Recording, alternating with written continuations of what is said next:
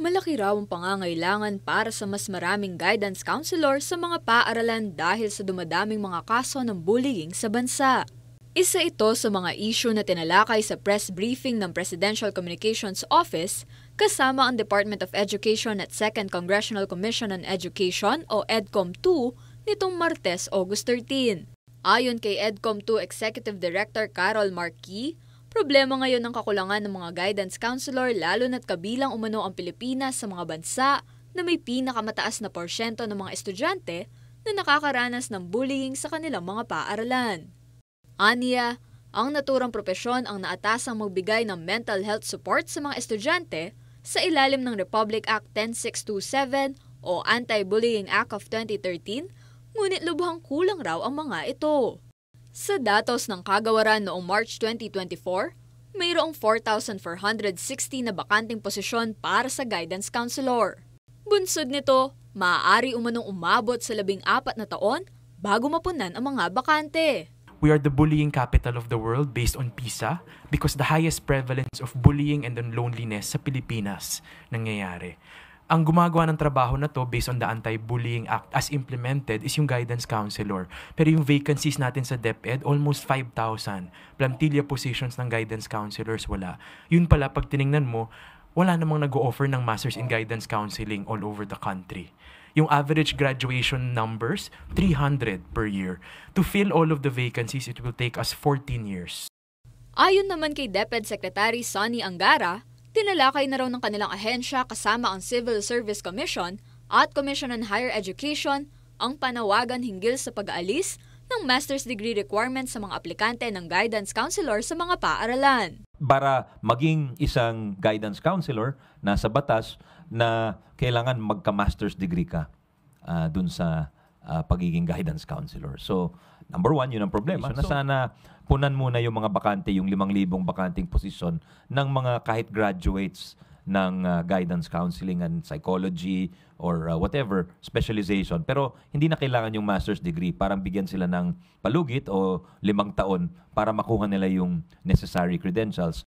Kasabay nito, hinimok ng kalihim ang mga mambabatas na amyendahan ang Republic Act 9258 o Guidance and Counseling Act of 2004 upang tanggalin ang master's degree requirement para sa mga guidance counselor. Sa ilalim ng RA 9258, ang guidance counseling ay maaari lamang gawin ng isang individual na nakapasa sa licensure exam ng Professional Regulatory Board of Guidance and Counseling. Habang ang naturang pagsusulit ay bukas lamang sa mga may hawak na bachelor's degree in guidance and counseling o iba pang kaugnay na larangan, gayon din ang master's degree sa guidance and counseling mula sa isang institusyon sa Pilipinas o sa ibang bansa na kinikilala at accredited ng CHED. Kasama si Karen Maurilio, ako si Arlene Salonga para sa CLTV 36 News.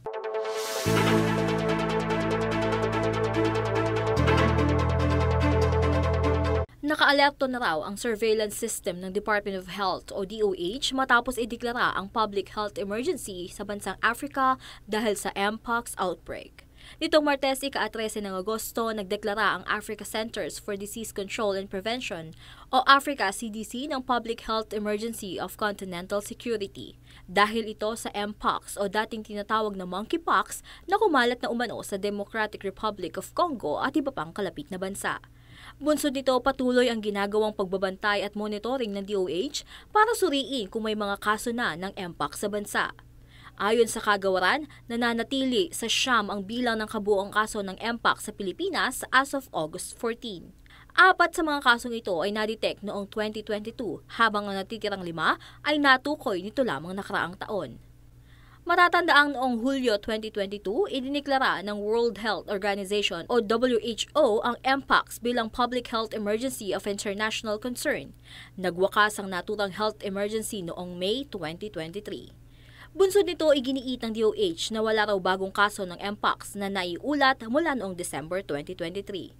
Ayon sa WHO, ang Mpox ay isang viral illness na sanhi ng monkeypox virus na kabilang sa orthopox virus genus.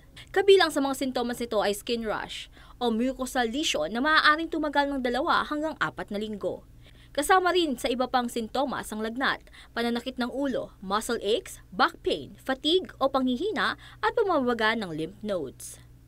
Maaaring maipasa sa mga taong mpox sa pamamagitan ng physical contact sa isang infected na individual, kontaminadong materyales at infected animals. Depende raw sa immune system ang paggaling ng isang individual na nahawaan ng mpox. Ang iba ay maaaring makaranas ng matinding karamdaman habang ang iba naman ay maaaring gumaling nang hindi na nangangailangan ng atensyon.